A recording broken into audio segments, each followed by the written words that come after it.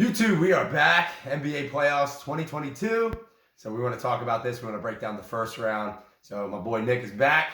So I beat him again. I just want to remind everybody I beat him in the football predictions. So now I'm going to have to beat him in basketball. So hey, there's always next year. There's always next year, exactly. So, but there's this year right now for NBA playoffs. So before we move on, make sure you guys like, subscribe, comment, continue to follow the page, continue to follow the journey. We give God the glory in every video that we do, sports included. So guys, we're going to break this down real fast. There's still 2 play-in games tonight. The 2 games are the Hawks and the Cavs, and then there's also the Pelicans and the Clippers. We're going to go through these real quick just because it doesn't really matter. Yeah. They just got to get into it, and then we're going to go into the East and the West seeds. So I got the Hawks beating the Cavs. I just think Trae Young and his leadership and also their deep run last year is going to get them past the Cavs. Cavs are still pretty young. And then I also think the Pelicans are going to beat the Clippers. That one might be a little bit more of a surprise because they're kind of on the younger side. But I think CJ McCollum and also the tall, lanky guy, I forget his name. I think he's going to come through too.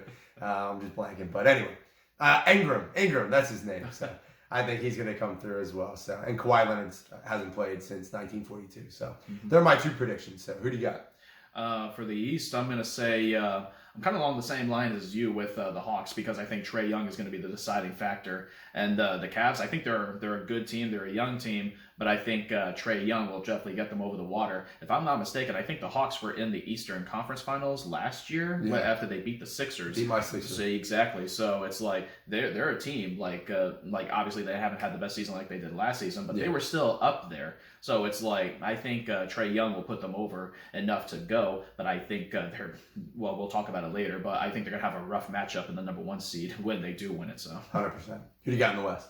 The West, it's a tough one, but I'm going to say the Clippers. Okay. Because, I mean, with everything that's going on with the Clippers, they've been to the playoffs for years at a time and stuff, so I would say the Clippers. Like, I'm not well-versed with basketball like I am football, so, I mean, it's tough for me to decipher players in terms of, like, who's going to be the what with basketball, because basketball, it's like a game where it's like one guy can like determine everything. 100%. When you look at football, football's more of a team game. Yep. Basketball, it's like you can have one superstar and you can change everything. But what I would say is I think the Clippers will beat the Pelicans in the first round. Like I just think the Clippers have that name status. Yeah. I guess. I agree 100%. Basketball, out of the 4 main sports in America, basketball is the one sport where one player can really make the difference. They play both sides of the court, defense, offense, and they're out there. The stars are out there majority of the game. So I agree 100% with that. So, All right, guys, we're going to get into the bracket with those picks that we just picked. So we're going to start in the West. The first round for myself is going to be the Suns versus the Pelicans. The Suns are unstoppable this year. I got the Suns sweeping the Pelicans 4-0 in this series. I think they're just such a well-gelled team. Chris Paul just gets it done, except for when it comes to the finals. But we'll get to that a little bit later in future videos. But for my prediction in that, 1 versus 8, I got the Suns beating the Pelicans 4-0. Who do you got? Well, for mine, it would be the Clippers facing the Suns. And I would probably say, along the same lines of I think the Suns are going to sweep the Clippers. I think the Suns have been the best team in basketball this year. And it's like, hands down, they're the best team. And I don't think there's even like a close competitor in terms of like in the regular season of what they did. And I think the Suns will definitely turn it on in the playoffs and stuff. It's like you look at Chris Paul that's there and Devin Booker, he's on another level. And it's like the Suns are just like, in terms of team, they're like this just the best all-around team in terms of like well-oiled machines in all positions: point guard, shooting guard, small forward, power forward, center, and they have like a nice bench as well. And they're coached pretty good too. So I remember watching a game, I think it was last week, when they were down by 10 against the Jazz. It looked like the Jazz had it with like a few minutes left, but then the Suns just came roaring back in like, no, we're the Suns. This is our game. And that's the way it's been for a majority of the season with the Suns. It's like, hey, we're the Suns. We're the better team, and we're going to show it to you guys. We don't care what the lead is. We're going to beat you. And so I feel like the Suns are going to sweep. Well, I have the Clippers, so I feel like the Suns are going to sweep the Clippers. Yeah. And it just shows you the difference that Kawhi Leonard makes too. Him being out there in playing games. So it's pretty wild. And I don't know what's going on with Kawhi. I was really high on him, but him being out pretty much the entire year, if not the entire year, it's not good. So anyway, we're going to move on to the next one. This is the number 2 Grizzly versus the number 7 Timberwolves. guys, I love the Timberwolves celebration. I know a lot of people are making memes out of it. Yeah. But guys, you want passionate athletes. And I was so excited to see them win and for that city as well. So I thought that was kind of cool. But with that being said, Ja Morant is a different animal. For him to be as young as he is and for him to lead his team into the 2nd seed in the West is really impressive. So I got the Grizzlies actually beating the Timberwolves. I'm going to say 4-2 series, and the reason why is because, like I said, youth. It's their first time in the playoffs. They might have made it last year. But anyway, they didn't do too hot. But anyway, they're still young, and I think their youth is going to have them drop just a couple games. So Steven Adams is a monster too. I love him as a big man down low. I think him and Ja Morant are a great team together. So, but like I said, I got the Grizzlies over the Timberwolves 4-2 series. Who do you got?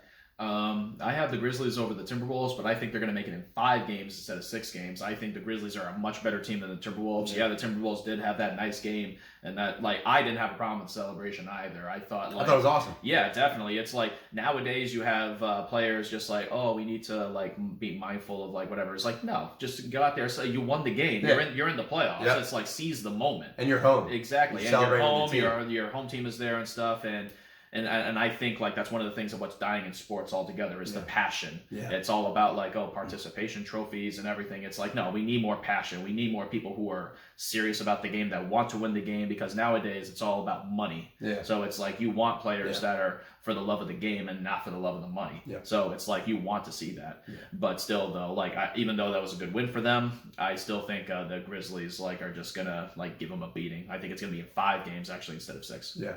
100%.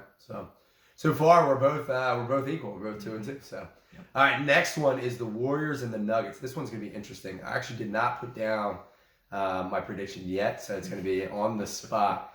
But guys, listen. Steph Curry got hurt late in the year. Mm-hmm. Again, he's on fire. I think he's. I don't want to say underrated because everybody talks about him being the best shooter of all time, but I think he's closer to the top players of all time than a lot of people would put him at this point. So, but I got the Warriors beating the Nuggets, and I'm gonna go. This is tough. I think I'm gonna go 4-2. I think I'm gonna go 4-2 in this series too. Jokic is a monster. He's a beast. But I think the Warriors, just with their longevity, and Thompson's back. I think Curry's gonna play every game this series, even though he's still a little injured. You got Draymond. That team is stacked, and their chemistry. The biggest thing is their chemistry. We're talking about full teams, and the Warriors are one of those teams. So I'm going to go Warriors 4-2, but I would not be shocked if it's 4-3. But I don't see the Warriors losing this series, so that's who I got. Who do you got? I'm along the same lines. I think the Warriors are going to win. I was actually struggling with if it was going to be in 6 games or 7 games. Yeah. Because I was like, the Nuggets are a good team, and they have the MVP from last year, Jokic, and he definitely is forced down low. Yeah. So it's he can get the rebounds and he can get the points down low and stuff. And the Warriors, they just play to their strength, which is the 3-point game. Yeah. And I think the Warriors were smart when, I forgot how long it was, but they sat out Steph Curry for the remainder of the regular season. And I think they did it for that reason, because it's they saw he was ailing with an injury. They didn't want to make it worse before the playoffs, which I thought was smart on their end. Yeah. So I definitely think Steph Curry will be ready for the playoffs, and then Klay Thompson and Draymond and and here's the thing too. I agree with what you said. And actually, if the Warriors win this year, I think you have to put Steph Curry as one of the top players of all time. Yeah. You have to. He's got 3 championships already. He's about to get number 4 if they win this year. That's a tough task. But yeah, and that makes it even more impressive if they do win this year. Yeah. So, but time will tell. So. Yeah, so I'm going to go ahead and say same thing as you, 6 games, because but if it does go to 7 games, I won't be shocked. But I will be shocked if the Grizzlies beat the Warriors in the first round of the playoffs. Nuggets. Oh, Nuggets, sorry. The Nuggets. If the Nuggets beat the Warriors in they actually beat them in 7 games or however many games, I will be shocked if the Nuggets, I almost said Grizzlies again. If the Nuggets beat the Warriors in the series, Nuggets. Okay. I remember this time. Yeah. I will be shocked if the Nuggets beat the Warriors in the first round of the playoffs. So I'm going Warriors 6. Love it. All right, last matchup in the West is the 4 versus 5. We got the Mavericks versus the Jazz. I think this one's going to be close too, but I got the Mavericks. Luka is just a beast. It's crazy, like when you think about it too. I mean, he's obviously got size and things of that nature, but I think he moves so slow. But he knows where to go with the ball, and he's very intelligent for his age. I think a Luka-led Mavericks team is going to beat the Jazz. I'm gonna go. This is another one that I didn't write down, but I think I'm gonna go 4-3 in this one. I'm gonna go 4-3 Mavs in 7. They're close in their records, obviously 4-5, and I think both teams will make mistakes. And I think some of the games might be a little sloppy, and I think that's going to get it to a game 7. Mm-hmm. So, like I said, I think Luka is the X factor, and I think he pulls it off, and the Mavs move on. So, who do you got? I got the Mavericks, not in 7, but in 6. I think the Mavericks actually are a better team than the Jazz, and part of that reason is Luka. Like, Luka has, as a complete player, he's, all around. Yeah, and, he can score from anywhere and stuff, the way I see it. He can really turn around the game and stuff. So, I actually think they will steal a game on the road in Utah. So, I think the Mavericks will win in 6 games. There you go. Very awesome. All right, guys, that's the West. That's a wrap up of the West. So now we're going to move on and shift to the East. I'm a huge Sixers fan, and my man is a huge Nets fan. So this is going to get exciting. So we wanted to save the East, the best coast. Yes, I said it. Best coast for last. So East Coast. All right, we're getting into 1 versus 8. Heat versus the Hawks. In my opinion, I believe Nick picked the Hawks as well. Mm-hmm. So we're both doing Heat versus Hawks.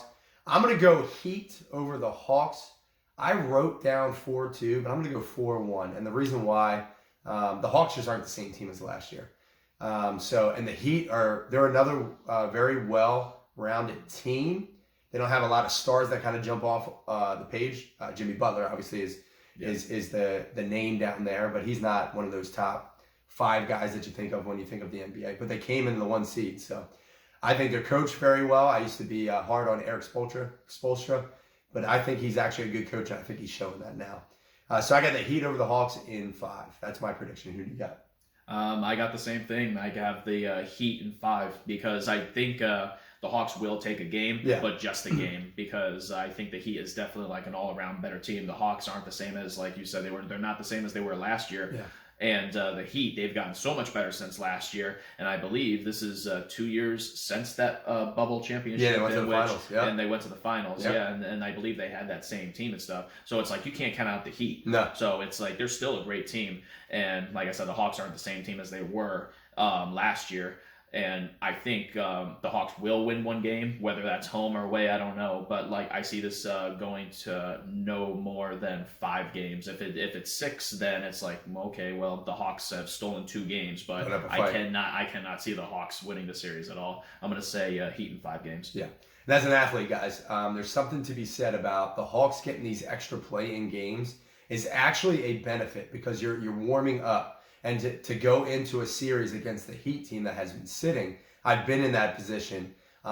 You could even see the Hawks steal game 1. That could potentially happen because of what I just explained, where the Hawks are on a roll. Obviously, they got to win the play-in game tonight for this to happen.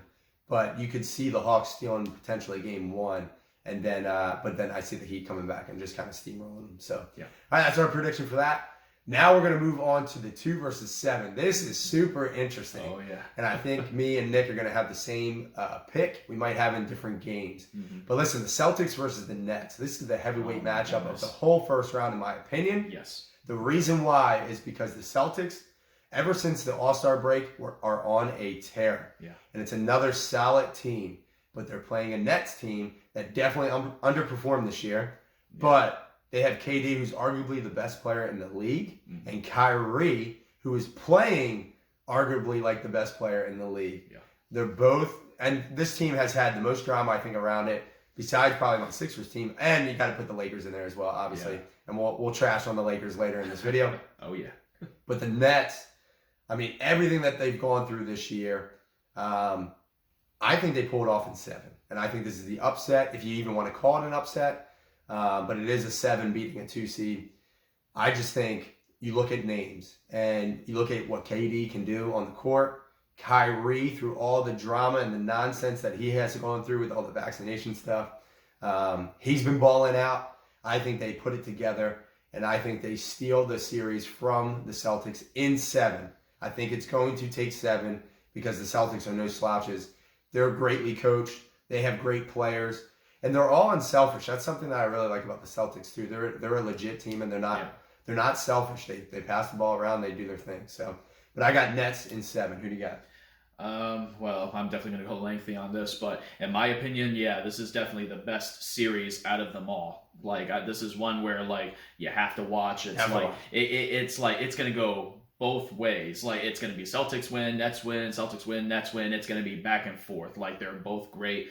But what I would say is, and I really had to dig into this, but I think the deciding factor for this one, it was the same thing what happened last year with the Nets. It was, even though we had James Harden, it's like he was not really a big factor in any of the games because he was ailing with an injury. So it's like he was just a presence on the court. He was missing most of the shots. Yeah. It was KD that had to like really like carry the load. There was like a game last year against the Bucks where he put up like 50 or 60 something, and it's like, oh my goodness, one of the best playoff performances of any Nets player in history. Any player in history. So it's like with everything that KD had to do. So I think the deciding factor for this one is if Kyrie can stay healthy and if he can play, which now for the vaccination status and stuff like that, he can play. He can play anywhere now. Well, except for Toronto if they make it that far. But he could play anywhere now, and that's one of the things is we need Kyrie in every game because him and KD together, like you're going to get like probably like maybe 80 points between them, and then we have a bench with like players of like Seth Curry, Andre Drummond, and Ben Simmons. Well, I mean, Ben Simmons, like I said, when that trade happened, I'm like, I don't care about Ben Simmons. I care about other guys. Yeah. And it's like, at least we got our first round picks back, so I'm happy about that. There you go. So the Nets definitely have that going for them. But let's not worry about Ben Simmons. So let's worry about other players. Players that actually suit up and yes, play. Exactly. So I'm going to say for this one, the Nets in 7. I think this is definitely going to go to a 7th game. Yeah. And with Kyrie this season, he can play. He played a lot of games on the road, and he was very effective on the road. Yeah. So I think that's going to be the deciding factor. Great point. Is like Kyrie is great on the road because he had to play most of his games on the road. He couldn't play at home during the regular season. Yeah. So like I think that's going to be the deciding factor. Is I think the Nets will steal one on the road, and I think that's going to be enough to put them over the edge. And plus, when you have players like KD and Kyrie together, you look at those two guys. I think that's going to be the deciding factor for them is if they need the ball in their hands, they're gonna score. Yeah. And if it wasn't for KD stepping on that 3-point line last season, we could have been champions last year. Coulda, shoulda, woulda. We can't live in the past, right? No, we can't. But like I said, you give them the ball anytime, anywhere, they will score. So I think that's going to be the deciding factor. Is Game 7 is going to be a close game, but the Nets are going to pull it out. Definitely check out that series, guys. Especially if you're a basketball fan. All right, next one we're going to move on to is the Bucks and the Bulls. Listen, Bulls have just tanked. They're the exact opposite of what the Celtics have done. Since the All-Star break, I even think the Bulls were in first place for a while. And now they've just been falling apart. Again, I think the Bucks, Giannis, if he wins again, which is a high possibility, I think you start talking about him being a top 10 player of all time and things of that nature. He's so dominant. I love how he doesn't flop. He's a no excuse kind of player. He's probably my favorite player outside of my beloved Sixers. So I actually have the Bucks sweeping this series 4-0. They're coming on at the right time. Bulls are kind of falling off. And I hate to rag on this guy, but DeMar DeRozan just can't get it done in the playoffs when playoff time comes around. And the team has already fallen down before the playoffs have even started. I hope they prove me wrong and it becomes a series. But the Bucks are just so deep as well. So I got the Bucks winning 4-0. Who do you got? I definitely have the Bucks, but I think the Bulls will steal a game. Okay. I think the Bucks are not going to let's say if they have a 3-0 lead, I think they might slam on the brakes a little bit, give themselves a rest, and then take the next game after that, because the Bucks they can just beat the Bulls at any time if they wanted to. So I think they'll probably look at this and they'll say, oh, it's just a warm-up for the second round for when we play a team like either the Celtics or the Nets. Yeah. I hope it's the Nets again because I want that rematch from last year. That would be sweet. That would be cool. But I think the Bucks, this is going to be more of like a warm-up for them. So I think maybe they will let the Bulls take a game, just like, okay, let's just rest up our guys and get them ready for the next series and stuff. But if they do sweep, I absolutely won't be shocked. But I think the Bulls will steal a game just from the sense of like, okay, well, we have a 3-0 lead, and yeah, it'd be nice to sweep this team, but let's just make sure our guys don't like kill themselves just to beat the Bulls, and then we come in crippled against a team like the Celtics or the Nets. Yeah. So I could see them stealing a game. So I got Bucks in 5. So I'm gonna challenge you real quick. If they sweep, they'll still be able to rest because they'll be waiting. Yeah, they will, but they'll be waiting. Oh yeah, you're right, because if they go into 7 games, exactly. yeah, they gotta wait for the. You might have a whole week off the rest. So anyway, 4-0, 4-1. Either way, we both have Bucks. Yeah. All right. Last series is my Sixers. I got Sixers versus the Raptors. Guys, this series is going to be close. It's going to be closer than a lot of people think. On paper, the Sixers should crush the Raptors. In my opinion, I think the Sixers have the best starting 5 lineup. The problem here, though, is, and I'm going to be critical of my Sixers, we traded away our bench. So, and Doc Rivers, he's not that good of a coach. I think he's one of the most overrated coaches. So, but what I will give Doc credit here, he sat the starters in the final game of the regular season, which I thought was a genius move because our bench was struggling. So he gave the Sixers bench a whole game to get it together for the playoffs. Now the question is it going to be enough to get them focused in and to be able to play and perform throughout this whole entire playoffs? So I'm going to go Sixers in 7, and this is the reason why I think it's going to be so close. First off, the Raptors are scrappy. Nick Nurse is a great coach. And thirdly, this is the X factor. Matisse Thybulle, if you guys don't know, make sure you check him out. He, in my opinion, is the greatest defender in the NBA as of now. I know that's a bold statement, but watch this man play defense game in and game out. His IQ on defense is just incredible. He's not the best scorer and he's not the best offensive player, so he kind of gets he gets overlooked a lot. But check him out, Matisse Thybulle. And on the case of Matisse Thybulle, he's not vaccinated, and Toronto has their dumb rule still that you can't play in Toronto if you're not vaccinated. So even though you can still spread and all that good stuff, just makes no sense. So, but Matisse Thybulle is not going to be able to play in at least 2 games. It could be even potentially 3. Yeah. But the good news is the Sixers have home court advantage, so he'll be able to play in all those games in Philly. So I think the Sixers win it in 7. It's going to be close. Hopefully the bench can hold up. Tyrese Maxey, I think, is going to be the X factor. If you don't know who that is, he is a young up-and-comer guard for the Sixers. He's incredible. James Harden needs to look like old James Harden, and Embiid just needs to do what he does, dominate. So I got Sixers in 7. Who do you got? I actually have the Raptors sweeping the Sixers. Yeah, lying. Like I can tell. He was lying right away. Hey, trust the process. Trust the process. Listen, that process has been going on for a decade. Oh my goodness, maybe longer before I was even alive. So trust the process. Remember that. Now he's just taking shots. So. Oh yeah.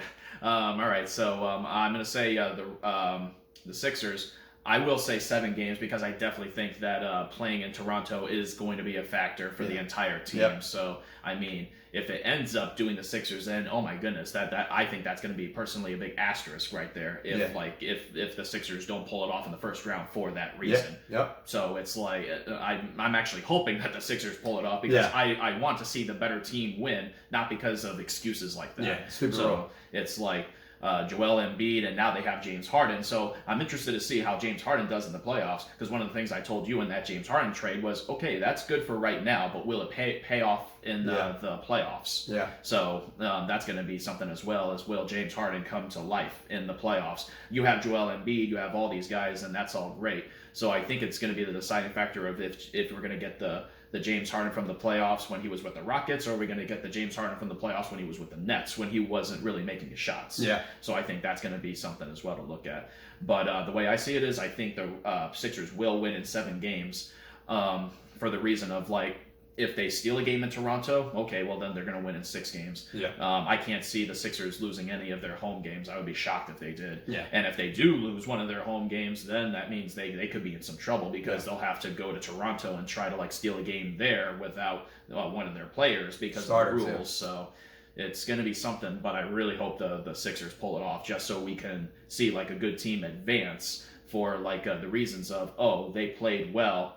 And not because we had guys that were down because of some rules, but our guys won regardless of that rule. Exactly. So yeah, 100%. So yeah, I originally had this series in 6 for the Sixers, but with this rule, I think the Raptors will take another game. So, and I think the Raptors beat the Sixers in the regular season series, but we know that it's a whole different animal when you make the playoffs. So, all right, before we finish this video, we're going to go into some keynotes of the playoffs as well. we can't leave this video without ragging on the Lakers and specifically LeBron and Westbrook. So we're going to start with a keynote. The Lakers missing the playoffs.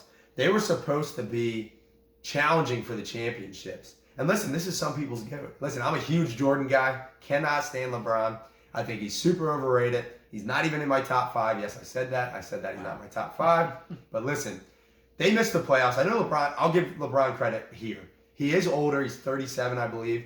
So, but here's the thing. You're the leader of the team. You're putting up the numbers you're putting up, and you guys still can't get it done. You had 2 top 75 players of all time, even though I don't agree with that either. No. They shouldn't be in that list. Numbers aren't everything either, as Westbrook has shown time in and time out in his career. You need to gel. You need to be you need to be able to work as a team. So, but the Lakers missing the playoffs is a huge, huge deal, and not just missing the playoffs. They missed the play-in games too. Yeah. Almost the entire league makes the play-in games in the playoffs. Yeah. So it's just wild in my opinion. So, what do you got? So the way I see for one of the keynotes is definitely the Lakers missing the playoffs, because before the season even started, and I believe I was living in Jersey at the time when the whole entire trade went down, when it was talking about Westbrook going to the Lakers. Oh my goodness, I worked with a guy who was a Lakers fan. He was saying, bro, that's it. That's a wrap. We don't even need to play this season. The Lakers are going to win the championship. That's it. Why even do a season? And I'm like, you really think that that's going to happen? You think Westbrook is going to gel well with LeBron? Nope. And I was like, okay, well, you might make the playoffs. And if you go to the championship, I will be the first to admit I was wrong, but I cannot see them going to the finals. And then people were saying like, oh yeah, no, that's a wrap. Look at the team and everything. You got Anthony Davis, and then you have all these other guys. And the thing is, Anthony Davis, like, when has he played a complete season? Yeah, it's crazy. So it's like, you can't really trust him to like make a deep run either. So like, just the Lakers just missing the playoffs, I think, is like the biggest stunner in terms of like, you just cannot believe everything that will happen with the Lakers. Yeah. And I will say this, in terms of like superstar status, like Westbrook is, like, that had to have been the worst season of any player in NBA history. I agree. In terms of like his status and his superstar status. With like, he was like a triple-double machine. He was doing all these different things and stuff. And then you can watch like a video highlights or like a highlight reel of like all the things that he did. And there were so many times throughout the season where Frank Vogel, and I don't know if he got fired for this or not, but it's like he had to sit out Westbrook for the 4th quarter because of how bad he was playing. Yeah. It's like, since when did a superstar get benched in the 4th quarter? Yeah. It's like, no, you don't do that. It's like, would you bench KD in the 4th quarter? It's like, unless he was playing terrible, then that's on KD. So it's like, like, that's just unfathomable to me that like a superstar status as high as Russell Westbrook, one of the top 75 players of all time, and you're like, he's getting benched in the 4th quarter, he's getting turnovers, probably more turnovers than points at this point. Yeah. It's like, this is just insane. Like, and plus, people say like, oh, well, LeBron had all the points and he had all the assists or whatever. It's like, yeah, you could say that, but when it came down to crunch time, it's like, did LeBron prevail? And I'll give you an example. That game against the Rockets, when he had that layup that he could have easily made or draw, and then he passed it off. It's like, all you needed was either a bucket, like a 2-pointer, or you could have gone to the free throw line and then you sink that one and then you win the game. Yep. Why on earth would you pass it off like that? You're LeBron James. Take that game. People always say, you compare him to Jordan or whatever. Jordan would never have done that. Nope. Jordan would have taken that game in his hands. He would have won that game. Yep. So whenever I hear people say like LeBron over Jordan, I just say, okay, well, I can't learn basketball. Learn basketball. That's what I tell them. I just tell them, hey, I can't help you there. You feel how you feel. So listen. The GOAT debate is over. There's a lot of analysts saying it too. Listen, I thought it was over a long time ago, but listen, them losing like they did, they should at least be in the playoffs and making a deep run. The GOAT debate is over. Jordan easily, in my opinion. And those of you that think it's close, I understand it because they do hype up LeBron, so I do understand it. And he has won 4 championships, so I do understand it. But the man has lost 6 championships. I call him the GOAT of second place. I think he's the greatest of all time coming in second, because he's done it a lot in his career. So, but that's our video for the first round. Hope you guys enjoyed it. Make sure you guys like, subscribe, comment, continue to follow the page, continue to follow the journey. Give God the glory in every video that we do. Listen, we rip on a lot of people, but listen, it's all out of love. So we love sports. And listen, I'm sure these people are great people, and we'd love to meet them one day. Oh yeah, for sure. And hang out with them. So, but it's part of the life. When you're in the spotlight, you're gonna get ripped into a little bit. But like I said, it's a lot of love. There's no hate here. So God bless. Catch you on the next video. There it is.